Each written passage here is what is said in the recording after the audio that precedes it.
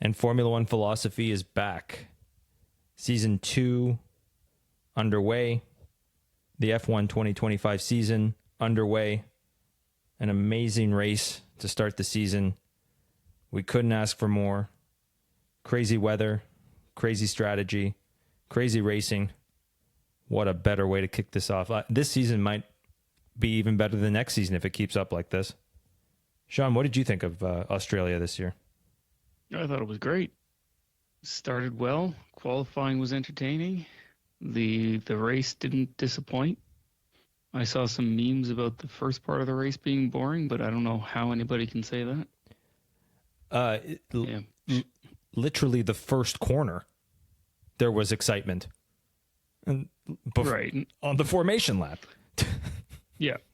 I think these are non-racing people who are just upset that so much time was spent behind the safety car as a result of excitement, if you want to call it that. But anyway, people are stupid. Memories are short.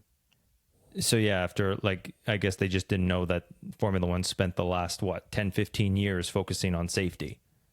So they're trying to make sure the track is clear and perfect after an incident on the literal first corner. So you're right, yeah. Short memories. But it was a false start, I guess you can say. So if someone is being amped up for the season and something like that happens, I can see how it'd be disappointing, but no, just this is part of Formula One. Yeah, exactly. All right. Normally you and I talk about our week at this point, but there's so much to talk about. I really kind of just want to get into it unless anything in your life is gone crazy. No, the last week's not worth talking about. Let's just get into it. Yes. Same here. And to our fans, don't look any more into our lives. Okay. So I thought to keep us on topic this week, we could just list 5 things we thought that were good and 5 things that we thought were bad. And for once, I think you and I are almost in agreement. So I got all right, both of our lists. And there's some things I sprinkled in that I thought were good and some things that I sprinkled in that I thought were bad that you didn't have. But we'll get to the stuff we agree on second. We'll start with the good stuff. For you said one of your good things of this week was McLaren is fast. Would you like to elaborate on that? I mean, look at the results. So the first stint of that race, once we got underway properly, Norris and Piastri ran off. Max held on for a little while and then quickly realized he couldn't. And, it seemed like I blinked and he was 14 seconds behind. Yeah. And the two McLarens were out there in their own race, running away with it, chasing each other down. And that car has pace in the hands of both drivers. Even in those conditions, it was fast. I think it confirms what we saw in testing, but it's definitely a marker for everybody else on the grid. Yeah, I think the best... Sorry, go on. No, sorry. Nobody should be really concerned about Red Bull running away with anything. It's kind of different situation this year with McLaren potentially running away with things. I think the best way to describe that is that everybody's now looking, how do we catch McLaren? And yes. And you're right. Everybody's beliefs in testing that they saw the best car in McLaren are now confirmed. To your point, nobody should be concerned about Red Bull running away with anything. And we'll get more to that later. They are, though, I think Martin Brundle said it the best, funny enough. He said they are the well-balanced, they are the best car that's well-balanced. And a well-balanced car will perform anywhere, in any condition. You're still talking about McLaren. Yes, McLaren. Sorry. Yeah, I went from Red Bull to McLaren there seamlessly. Thank you for keeping me on topic. Is there anything else you want to add about McLaren, or do you want to wait till we talk about some more stuff? I think I'll talk about them again on the bad side of it for something. on the good side, it's nice to see somebody else making headway. Unfortunately, it means we have to look at Zach Brown more, but whatever. We'll deal with that later. Did Formula1.com have Zach Brown on the microphone a lot? No, not necessarily. There wasn't a whole lot of team radio, actually. Except for the Hamilton stuff. Let's save that. Oh, man. I'm excited. Yeah. Zach Brown was on Sky Sports 3 different times throughout the race. So, yeah, I don't think you're suffering as much as I am. Yeah. Yeah, I mean, don't get me wrong. We saw him plenty over the race weekend and in the different shows that F1 has, but race-wise, we got, let's say, a reasonable spread. I liked his yellow toe in Drive to Survive. I don't know why they zoomed in on that. Ugh. You caught that too, eh? Yeah, it's hard to avoid. Like, it was right there. Jesus. One of the cinematographers at Netflix has an old man foot fetish. He must have worked for Nickelodeon. Anyways, one thing I said that was good that you didn't. I said Max. Just Max. Only Max. I mean, isn't that a given, though? Yes, but based on what we saw, like you said, in testing and the lead up to preseason, he was really talking down that Red Bull for just this race. And I know he does that. He underpromises, over-delivers. But holy shit, he could have won that race. Probably should have. And I'll talk more. He was definitely trying to, yeah. Those last 12 laps, was a side of him I didn't even think he had. Like, it's not that I think he's defeatist. I just think he knows when he's beat. And he didn't show that. He was going for it in a way that I didn't think that car had it. And so he should be very happy about that. He even said it in the post-race interview. I got 18 points that I didn't get last year. So he's looking at the positives. He's saying, I'm not out of it. And if there's any forward development at Red Bull, I don't see why he doesn't win this title. He just can't do it alone. I mean, he can win the driver's title alone. He can't win the constructors, that's for sure, yeah. Yeah. That's kind of what I was alluding to. Yeah. So, yeah. I also said a good was Lance Stroll. And I just saw that in prepping for this episode where he finished. I didn't even realize. He's very under the radar. I don't think anyone cares what he does. And a 6th place is nothing to be ecstatic about. It's just the fact that with everybody slipping off and spinning, I thought it was inevitable before he caused a safety car. And he didn't. So yeah, it was his rookie partner. I saw a meme on Instagram where Alonso was the Steve Buscemi meme trying to fit in with the young kids. Yeah. The bar is so low for Lance. That's the fact that he doesn't have a do not start in wet weather in Australia is reason to celebrate. So I'm going to give him his due. I expect him to completely fuck up. Yeah, that's fair. I mean, he kept it on the road. He kept it pointing forward, and I would argue that Yuki should be in that place and not Stroll, but we'll get to that. 100,000%. At least Hulkenberg's position, which we'll get into also in a bit.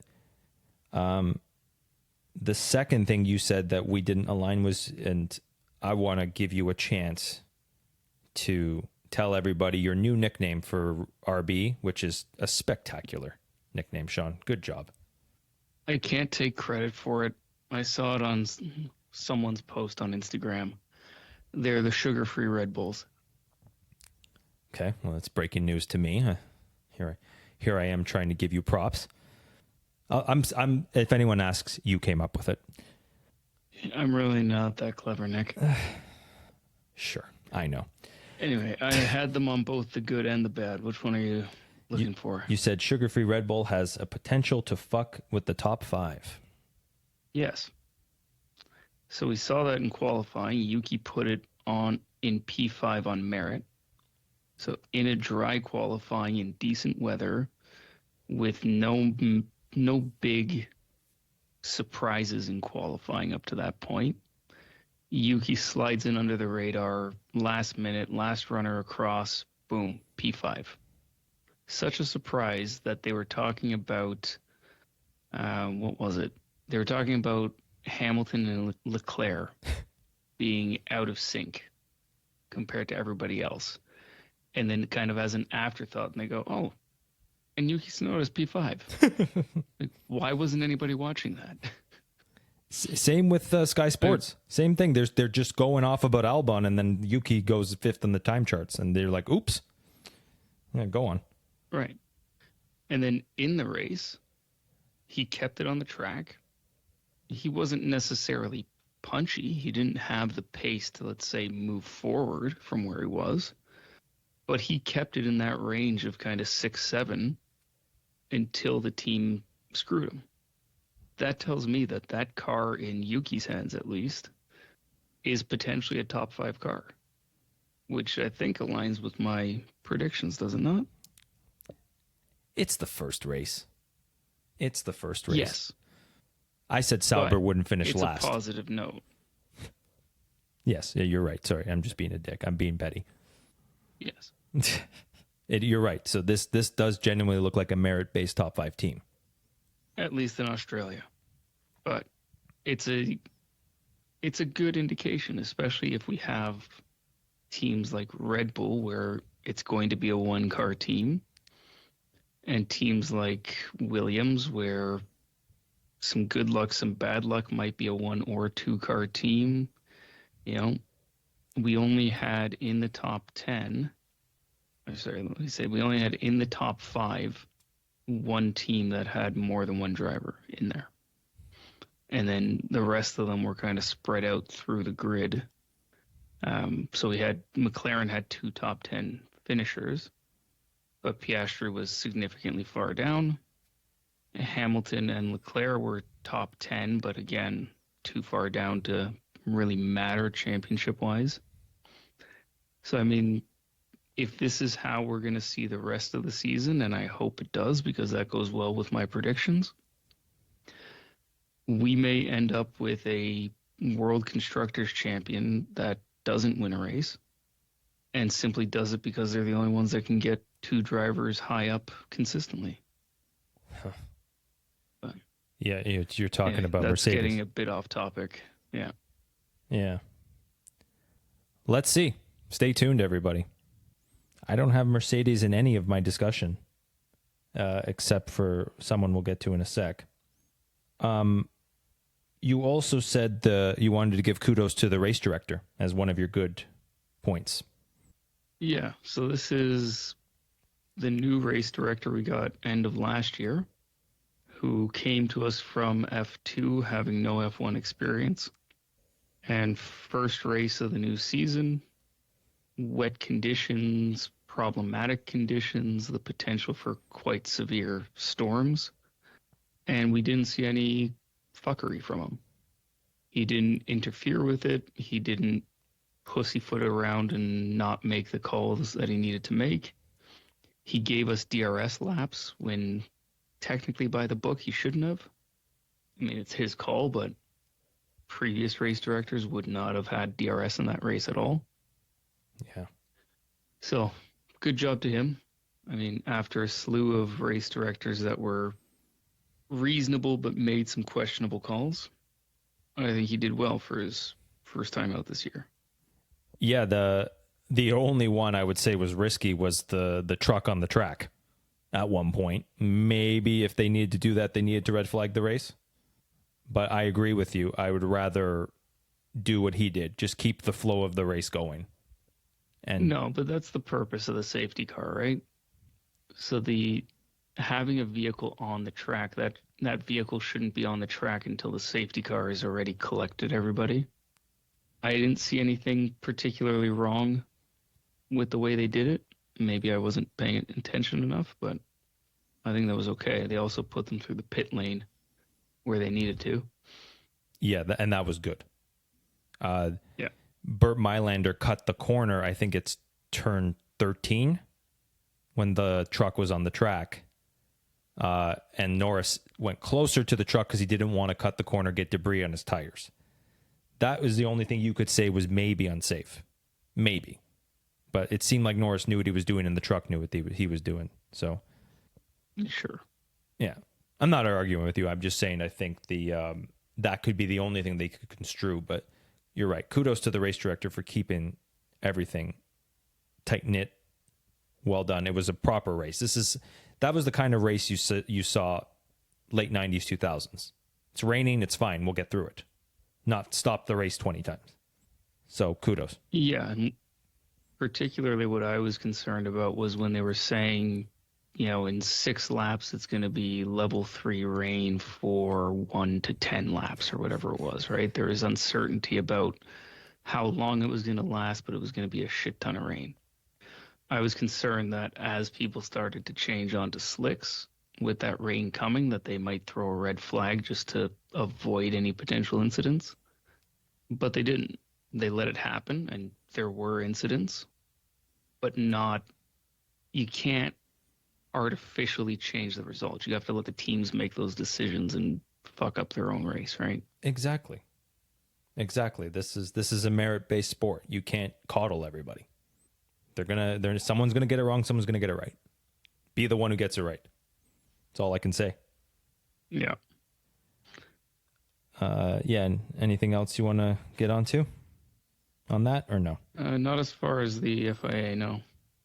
Okay, I have one more thing I said was good, and you had them as an honorable mention, so we'll talk about them now. Williams. I think they had a really decent weekend. I guess more so Albon definitely was on it this weekend, and I think your prediction of him thriving in this pressure with Sainz and potentially being equal it's looking like a good prediction right now, because he definitely stepped it up, and they had a pretty, up until Sainz's crash, a pretty incident-free weekend, considering 2 years in a row Albon destroyed the car in the same place.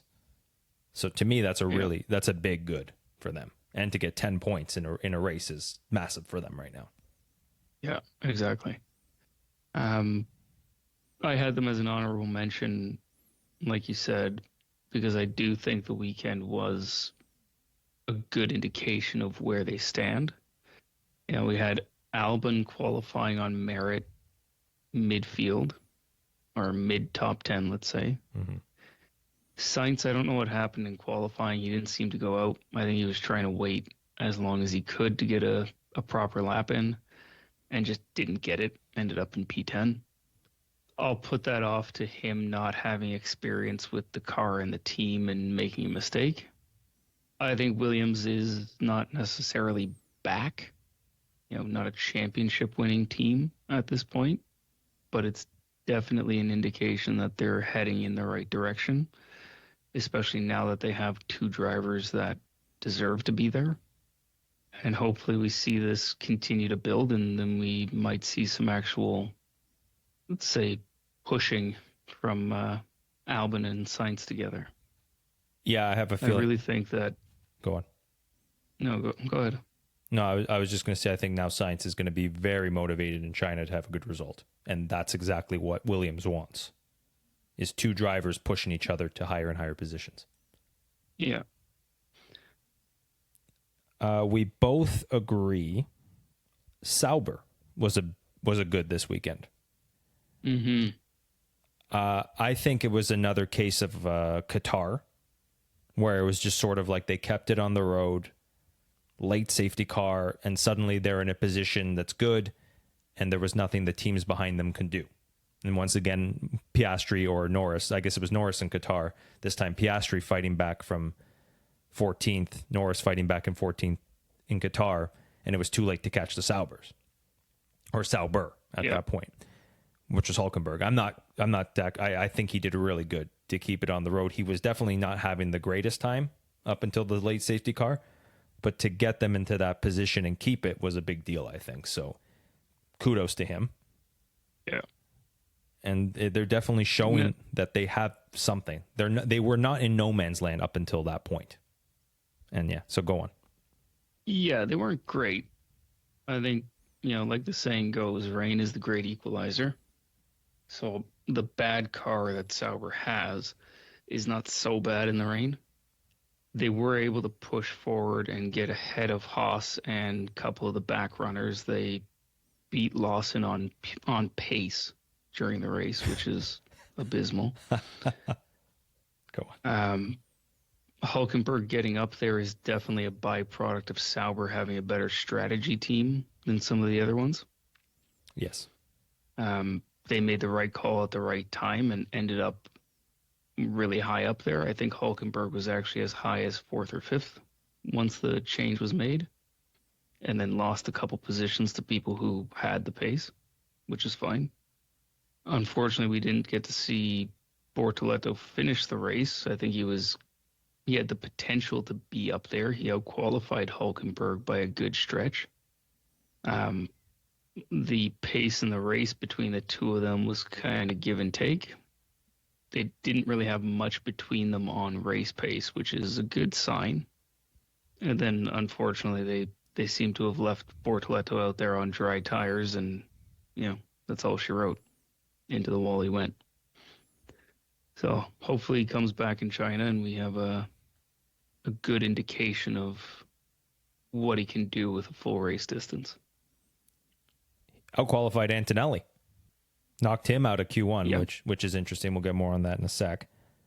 Mm-hmm. They were good in China last year.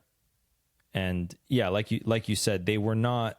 They shouldn't have probably finished in the points realistically, but to have good strategy and good timing is part of the race. It's part of Formula One.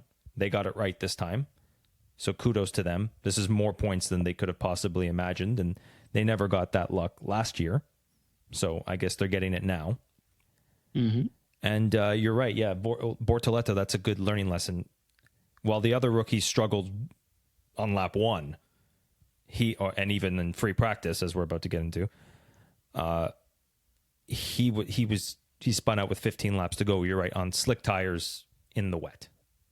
Even experienced drivers have trouble with that, as well as we saw with Piastri and Norris, throwing away that. We'll talk about that in a sec. But yeah, so Bortoleto, this is looking like a good spot for him right now. And Hulkenberg, this is what he thrives on. So kudos. Yeah, and I know we gave Bortoleto a little bit of shtick early on, but at least he's out there not hurting his chances at this point. Being F2 champion it can be good. It's something you can't just overlook. And I think from this point on, we're going to be fairer to him. I will throw it out there that he is the first F2 champion to come to Formula One from a ground effects F2. Ooh, interesting. He won the first F2 season that had ground effect cars.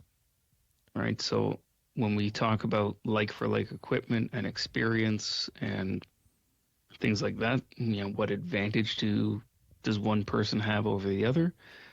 Bortoleto seems to have gotten on top of the ground effect car in F2, and perhaps that's what's giving him the edge over Hadjar and Behrman and Antonelli. Well, not Antonelli, but Antonelli for a bit, for a split second. But yeah, we'll talk more on that right now. Yep. If you'd like, would you like to speak to Antonelli? You called him the best rookie. Yeah, which was not my take going into the season, as you know. It's still a long season, and we'll see how he pans out. But I would say, based on his results in P4, he really, there's no argument that he's the best rookie, at least for that race. He started off where, P16 or something like that? Yeah, out in Q1. Out in Q1, right on the edge, right? He just got pipped by whoever it was. Bortoleto in a Sauber.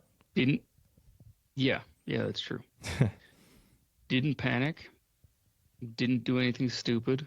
Didn't put it into the wall first corner of the formation lap. Didn't get too excited and go deep into any corners. raced a really well thought out race, made some good on track passes in the wet, and having a team like Mercedes behind him, the strategy was there, right? So, like we saw with him in F2, didn't qualify well, but got out there and passed some people and took advantage of the situation around him and put himself in a really good position for his first F1 race ever to get 12 points. That is very impressive. And yes, he's in arguably I'm going to say something bold here. He's arguably in the best car because technically at this point they are tied for Constructors' Championship with McLaren. And you're right. And so the fact that the fact that they could get both cars there and not have those issues, who's to say that they're not one of the top two at least? Yeah, that's all I was going to say too. Yeah, we like you said earlier, we may see them up there throughout the whole season. Mm-hmm. Even though for the most part George was in no man's land, and so was Kimi for a bit, just kind of behind Sauber, behind Hulkenberg. Sorry, do you want to say anything else about Kimi before I go on? I think the only other thing is, you're right. They kind of were in no man's land, but the team is a well-oiled machine. They're competent race drivers. And sometimes in competitive seasons, that's all you really need. Be there when the other guys make the mistakes. Get two cars close to each other in the points for 24 races, and you're going to be up there, right? It's an individual sport, right? Every driver has their own car, and they need to finish the race on their own. But ultimately, the points are team points. So if you can maximize those team points every race, and it doesn't mean coming first and second, right where they are, fourth, fifth, if they're consistently fourth, fifth, third, fourth, but placed close together, their odds of winning the championship or placing very high in the point standing are actually better than Red Bull's right now. Yes. Yeah, they got to get 20, you're right, 27 points every time. We calculated as 600 points. That's third place last year. Right. Which may be second or first place this year. Stay tuned. It's looking like it's going to be a good one. Oh yeah, God, I hope it rains every weekend. I have Kimi, so we're gonna segue a little bit. I have Kimi as good and bad. So we're going to segue into bad, but I agree with you with everything you said on good. And it's good, like you said, that he just did not panic. That's massive because he did panic a lot in F2. And Max Verstappen was also a bad qualifier in F3. Jos Verstappen talks about that all the time. So if Kimi can get that in line, the sky's the limit. Both of us, I know, like we gave him a little bit of shtick, but both of us have said, and if you listen to our preseason predictions, you listened to us even last year, we said we think he's good. We think the problem is Wolff. We think the problem is him rushing Kimi. Yeah. So to see this is really promising for him. And Oscar Piastri in Australia 2 years ago, remember, got points in 8th in that clusterfuck of a race. And it seemed to take a monkey off his back. He suddenly didn't have to worry about being a pointless rookie, when is he going to break his duck? He could just focus on being the best driver he can be. And even though I think this was very lucky for Antonelli, it was, like you said, it was a strategic win for Mercedes. And thankfully he had Mercedes backing him up. Whereas if he was a Sauber driver or a, God forbid, Red Bull driver, it wouldn't be helpful. So, right. So I'm glad to see that he can now focus on being the driver he wants to be. The reason I'm also putting him in bad, and it's not very bad, it's just he still had, up until the last 10 laps, a pretty average, below average, even bad weekend. He came alive after that safety car and passed Albon, which was really good. Like you said, nothing too crazy, but went for it. And it was impressive. Yeah. And suddenly he's in fourth and we're all like, wow, This kid does have something.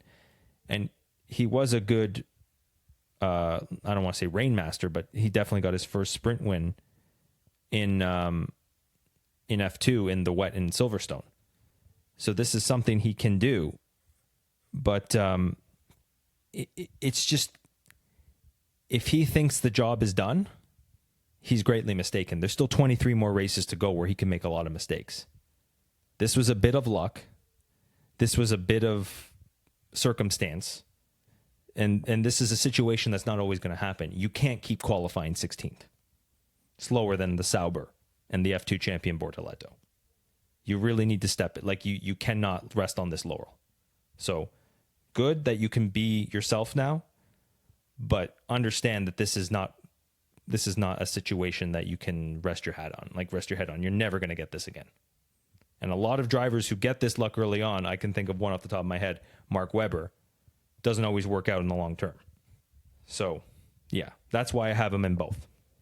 Yeah, and I think that's fair. What I would say, just to temper that a bit, is that perhaps his qualifying performance was more so of a talk before the race with Toto saying, we don't want you to go and push 10 tenths your first race. Take it easy. What you get, but don't kill it, in the sense that they don't want him to do what he did in FP1 in Monza, right? Because that would have been shattering to his confidence, his ego, everything else, and that could have started a death spiral for him. So maybe there's a little element of that in qualifying, where he's not actually that bad of a qualifier. He just was told or intentionally took it easy to not put himself in a position that was going to be worse. We'll see. Like you said, first race. We'll see how China, Japan, Bahrain go. I think after the first 4 or 5 races, we'll have a better idea of how he feels in that car. Because you could tell within 50, 60 laps of an actual race, he's out there passing people in tricky conditions who aren't just back markers, right? Mm-hmm. So it looks like, the Mercedes is actually a competitive car again. And Antonelli does have some skill. And I don't think Mercedes did him any favors by skipping over F3. Agreed. But they did help his case by giving him so much time in older equipment. Yeah. So that's a benefit that he has over some of the other rookies, right? It's looking like Wolff did have a decent master plan. I'm going to have to give him his props. Well, like I said, first race, we'll see how the rest of the season goes, but so far it's looking good for him. And what was the other point I had about him? Oh, the comment you made in testing about Wolff having his hand around Antonelli's balls. I think you're absolutely right. Just go easy. We'll get to you fighting for wins later. Yeah, and I think that's exactly what it was here too. They can't really change power modes in qualifying anymore. That's been regulated out, but it wouldn't surprise me if they didn't let him use everything that was available to him in qualifying, kind of thing, right? Just to not necessarily handicap him, but just to put him in his place a bit, that you don't need to do this. Let's build the confidence before we get the positions. Which is smart. Because the points don't come in qualifying, right? Exactly. And that's why I'm not saying full bad, full good, because I've always said qualifying doesn't matter that much. But I think you can get past Gabriel Bortoleto in a Sauber. And that's why, maybe you have to understand there's still a long way to go, Kimmy. Yeah. And apparently he had damage on the floor. It was costing him 3/10 in the straights. But he did the damage. In qualifying, In qualifying, yeah. So Mercedes always seems to have an excuse for him. I think it would do them good to maybe not put pressure on him, but to say, hey, he's not perfect. And I don't see a problem with that. They always coddle him. I would argue, too, that damage necessarily wasn't his fault. Because when it happened, it wasn't something that was out of the ordinary to see at that point. Right? He ran a little wide in turn 6, bottomed out on the curb, put a wheel in the gravel, and then you just saw the floor dragging all the way down the straight after. We saw that from other people. We saw that from Norris, Verstappen, Albon, Piastri. Everybody did the same thing, and no one ended up with the same damage. So that I'm going to put that a little bit on the Mercedes team. Either the floor on that car is a little fragile, or something wasn't done up properly, because to have it spark like that going down the straight the entire way didn't seem right to me.